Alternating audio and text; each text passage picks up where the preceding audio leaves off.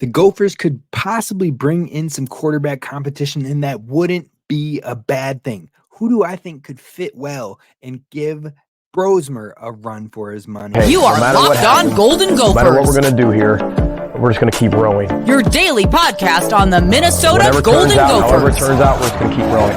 Part of the Locked On Podcast Network.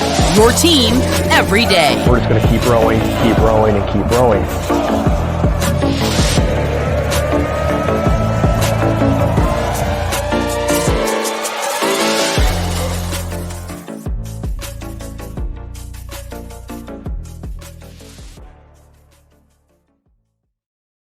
What's up, y'all? You are listening to Locked On Golden Gophers, part of the Locked On Podcast Network, your team every day. My name's Kane Rob, host of the podcast, former collegiate football video coordinator and recruiting assistant, here to talk Golden Gophers with you each and every day of the week, Monday through Friday. And today, this morning, we are going to be talking a little bit of football as well as the women's basketball game later this evening. So definitely be sure to hit subscribe so you don't miss any of your daily Gophers content. And thank you so much for making us your first listen when it comes to Gophers Daily Sports. Now, today we're going to be talking a little bit interesting concepts with football. First, we're going to talk about the two draft prospects over at the Senior Bowl for the Minnesota Golden Gophers and what I believe could be dream scenarios, dream landing spots for those two Gophers in order for them to thrive early and often in the NFL. Then we're going to talk a little bit about the quarterback room, because right now, the Gophers could absolutely, positively use more depth in that quarterback room, but does that mean you automatically tiptoe around and get a younger guy and not tick off Max Brosmer, or do you bring somebody in to compete right away that can give you the best chance in case anything were to happen and let the battle be the battle and the best win it out for the job? That would be my vote, and I'll give you some names on who could maybe do that with Max Brosmer. All that on today's episode of Locked On Golden Gophers, and then we talk about the women's basketball team that looks to take on a huge matchup, tough matchup, without Mara Braun. Now let's kick it off with those dream landing spots first, but today's episode is brought to you by FanDuel. Make every moment more. New customers join today and get $200 in bonus bets if your first bet of $5 or more wins. But we're talking about dream landing spots for the Gophers Senior Bowl prospects. Now, the first one's first is Tyler Nubin. He's likely going to be a first or second round pick in this upcoming NFL draft. Now, that's a high draft capital. That means a lot of teams are going to covet him and the potential role he could play on their teams. And also, there are a lot of teams who could use some safety help. So when you're looking at the landscape of the NFL, what do you get in Tyler Nubin? You get a big play safety who can play in run fits, who can play in the pass game, who can create turnovers. And that is a major thing. Forced fumbles, interceptions, you name it. You look at what Antoine Winfield Jr. is doing in the pros, making all pro, and what he did with his, 6 sacks, 6 forced fumbles, 3 interceptions this season alone. That is the type of upside Tyler Nubin could have as well in the NFL. So there will be teams that are very intrigued, especially with a guy who set his program's record for interceptions. And on top of that, he has quick instincts. He plays fast. He plays with a chip on his shoulder, and he lays a smackdown when he is a power hitter when it comes to tackling. So there's a lot of great things about Tyler Nubin and a lot of teams that could use him. Some that come to mind, the Tennessee Titans could use a safety partner across from Amani Hooker, former Iowa Hawkeye. After trading away Kevin Byard, they need somebody to pair across. On top of that, their defense had the least amount of interceptions in the entire NFL last year. So Tyler Nubin could be a great add for them. You talk about Buffalo, who could be losing Micah Hyde, who has been a starter and a stalwart for them in the near future, and they need to find his replacement, and the draft class could be the first option for them to fill that. The Rams could be set to lose potentially their starting safety in Jordan Fuller, who is a free agent this upcoming offseason, and they could use a big playmaker, a young big playmaker, and start injecting some youth into that Rams defense around Aaron Donald. And then you got a team like the Lions. Their secondary as a whole shows time and time again that they need some new blood in there. They need some high upside in there, and that they could use some help. On top of that, Chauncey Gardner-Johnson is also a free agent coming up in this offseason. So they could potentially need to replace a big impact player who played a ton of snaps for them this season. But All of that being said, my dream landing scenario for Tyler Nubin, it might be a little bit biased, but I would love to see Tyler Nubin in Green Bay in the green and gold with the youngest team in the NFL.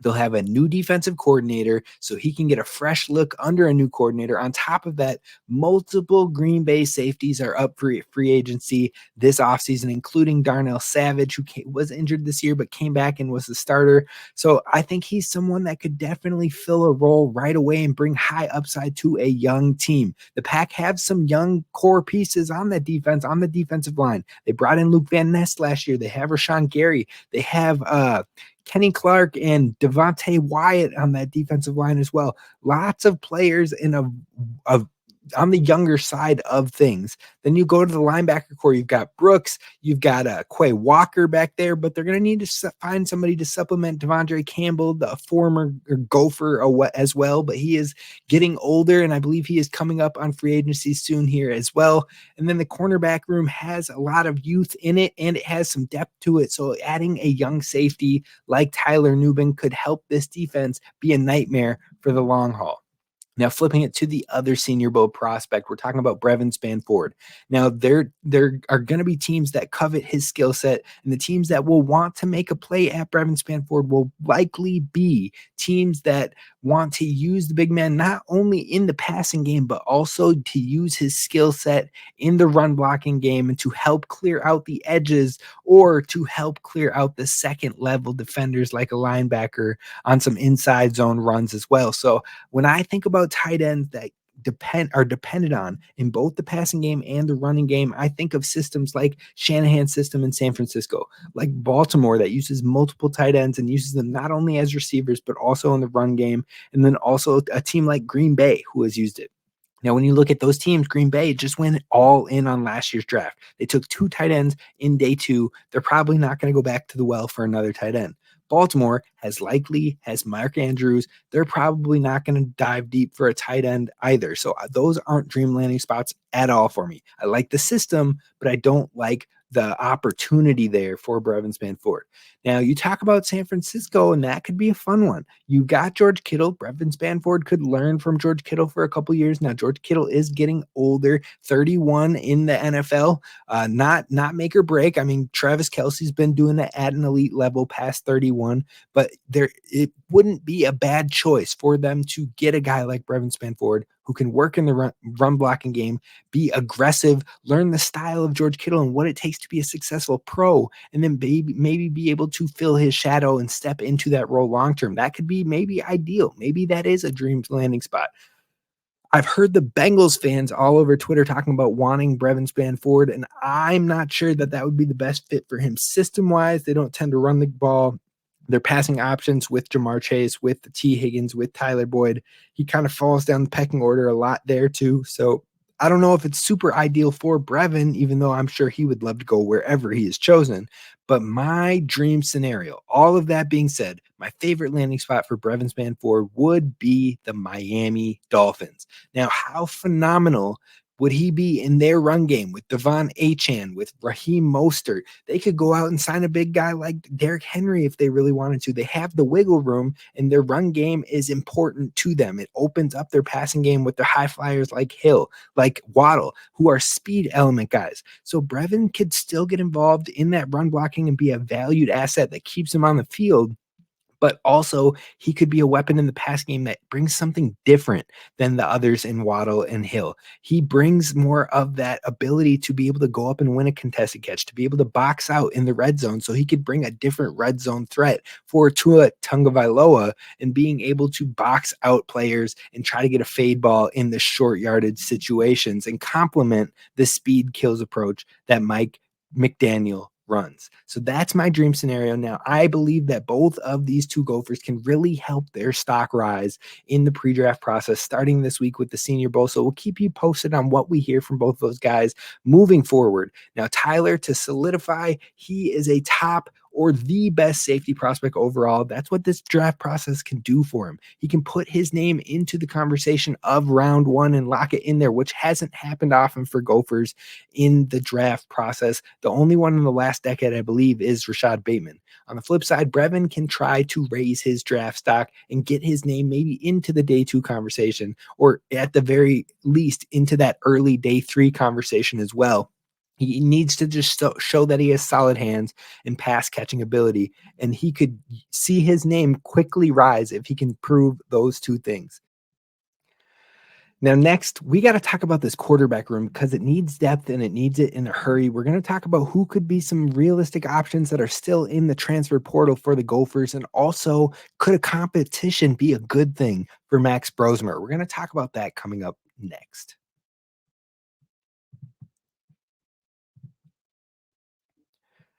First, I got to talk to you about our friends over at FanDuel because the Super Bowl is here and it'll be here in just 2 weeks. It's the final game of the NFL season, and you can celebrate it with FanDuel, America's #1 sportsbook.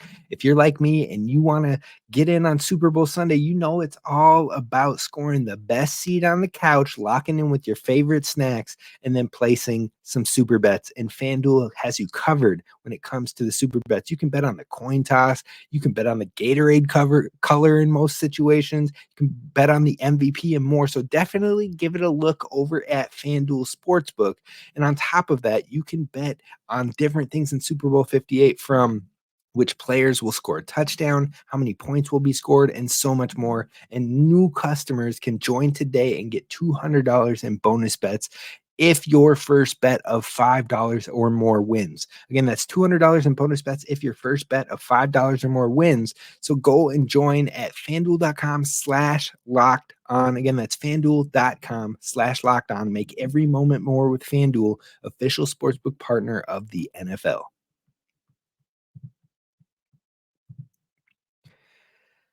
All right, Gophers fans, thank you again for making Locked On Golden Gophers your first listen and being sure to tap in each and every day. I want to know your thoughts on this QB room, though. What do we need? Who would you like? Are there any names that are of intrigue to you in the transfer portal currently? Now, I think there's a number of ways the Gophers could work this thing and still have a good showing for the 2024 season. And it starts with looking at the transfer options of right now. Now, you have two transfers in the portal from Washington, the first being Alex Johnson. He's a junior. He hasn't really got much time, but he's been in that Kalen DeBoer system for multiple years now. So maybe he could bring some insight, or at least bring heavy, decent backup qualities to your quarterback room. On the flip side of that, you have another Washington player in the transfer portal in Demarcus I can't even say his name right. Demarcus, that's what it is. Davis. Now, he's immediately eligible. He is a early enrollee that was in there with Washington, but once the coaching change happened, he ended up going to the transfer portal. Now, Davis is given a very high rating according to the different rating systems, including On3, which is the one I probably would prefer in this case. He was given a 91.4 rating, and Davis has also been a true freshman in that 2024 class, so he still has all his eligibility, meaning you could have him and Drake Lindsey really compete for the job. Now, it might be tough because you probably weren't very much in on him in his initial recruiting, so there's not really a connection there, probably making it more of a long shot. On top of that, the Gophers don't have a lot of passing numbers to back up a young recruit like that wanting to come here in that transfer portal options, but who knows? You could at least take a swing.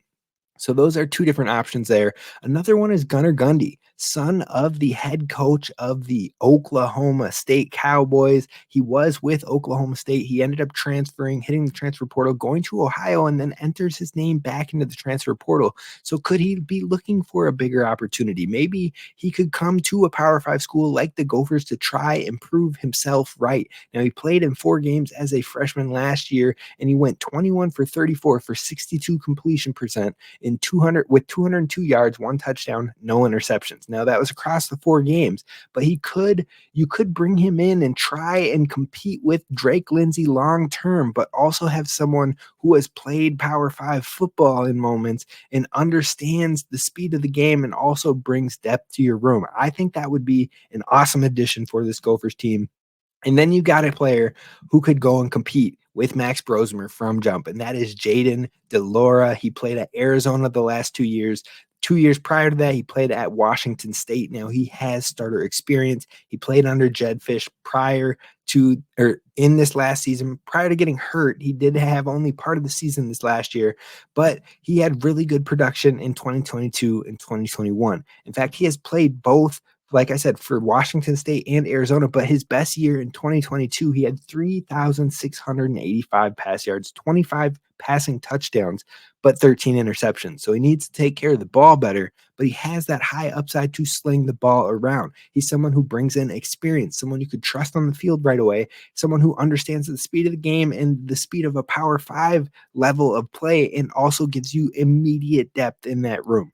Now, he also is someone who could battle with Max Brosmer right away, and that could be the best thing for this room, because iron sharpens iron, like they say, and a healthy battle could be great for this entire room to inspire the entire team, to inspire the wide receiver core, and to really let the best man go out there and win the job.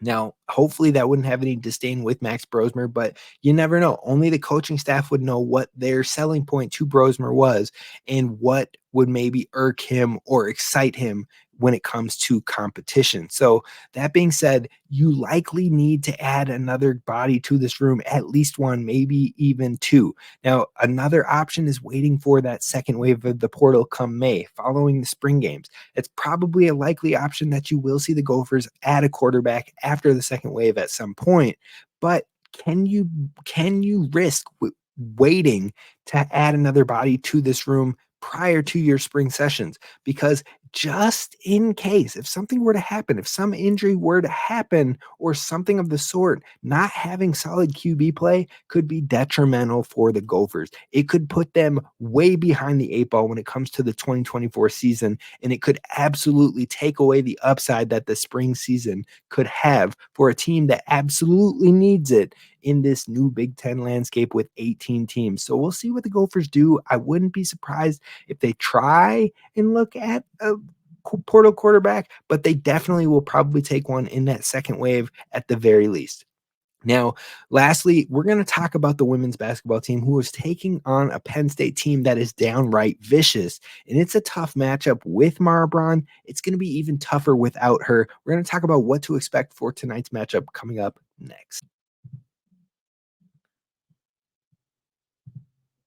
First, I want to talk to you about our friends over at Jace Medical, because, we talk about sports on here all the time to escape the realities of real life, but I do want to talk about real life for just a second, because according to the FDA, pharmacies are running out of antibiotics like amoxicillin right now in the middle of the worst flu season in a decade, and things like that can be scary. Now, I can't imagine feeling more hopeless than not having the medication that my loved ones needed due to supply chain issues keeping them from those life-saving medications. So thankfully, we're all right over here because of Jase Medical, and you can be as well by checking out the Jase case. It's a pack of 5 different antibiotics that help treat a long list of bacterial infections and illnesses, including UTIs, respiratory infections, sinusitis, skin infections, and many more. This stuff could happen to any of us. So visit jasemedical.com and complete your physician encounter, and it will be reviewed by a board-certified physician, and your medications will be dispensed by a licensed pharmacy at a fraction of the cost. Now, that is music to my ears. Now, it's never been more important to be prepared than today. So go to jasemedical.com, and while you're there, you can use promo code Locked On for $20 off your order. Again, that's Locked On for $20 off your order at jasemedical.com.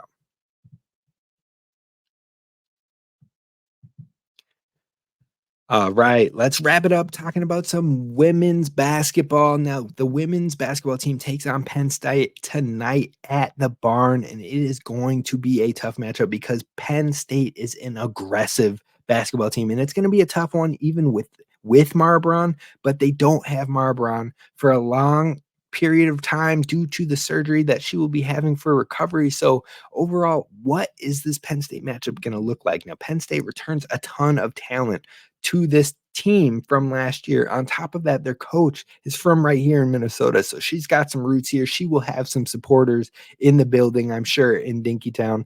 And this is the team that knocked the Gophers out of the Big Ten tournament last year. So they are familiar with this core of girls. They are familiar with Minnesota, and Minnesota beat them prior to getting knocked out of the tournament. So there's been some back and forth between these teams, and they are, when fully healthy, both of these teams have been in similar spots. Teams on the rise in the conference, teams with some youth, teams with some depth, teams with some experience.